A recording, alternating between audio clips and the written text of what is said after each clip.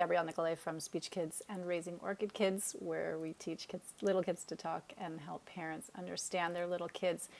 And I'm going to aggravate you a little bit, so just be forewarned.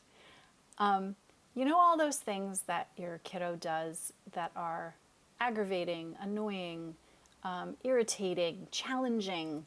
You know all those things? Like when they don't put their shoes on to leave the house, or they ask for more screen time every single night, or your toddler is running in a completely opposite direction from you when you said it was time to go, or your 12-year-old is not putting the dishes in the dishwasher the way that they're supposed to.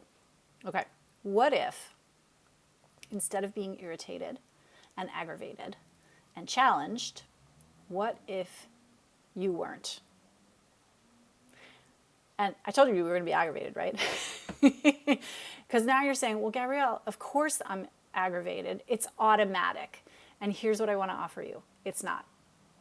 You have an opportunity in the moment when your child is challenging you to take a breath, take a pause, and choose a different feeling, and choose a different thought. And I want to offer you some. But you have a choice in that moment. You can go down the road of aggravation, and you know where that leads, which is to screaming and shouting and all kinds of things, right? Or you can choose curiosity, wonder, awe, fascination, and think to yourself, oh, that's so interesting. My child's brain is doing exactly what it's designed to do. And if you haven't checked out developmental milestones on any number of websites, understood.org has good ones, the CDC has really good ones on developmental milestones.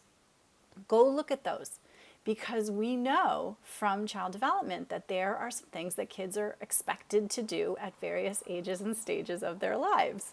And one of those is to begin to separate from us. And this is true of all kids, whether or not they have disabilities, right? So if you've got a child who has a developmental disability or any kind of developmental issue, the timeline might be skewed a little bit, but they're still going to go through these periods where they need to be separated from you in some way. And those things come up in different ways. And so rather than when those moments occur where you're like, oh, if you can get really fascinated about what's happening, and again, think to yourself, oh, my kid's brain is doing exactly what it's meant to do, that puts you in a totally different mindset from which you can begin to problem solve a little bit more. So I'm going to leave it there.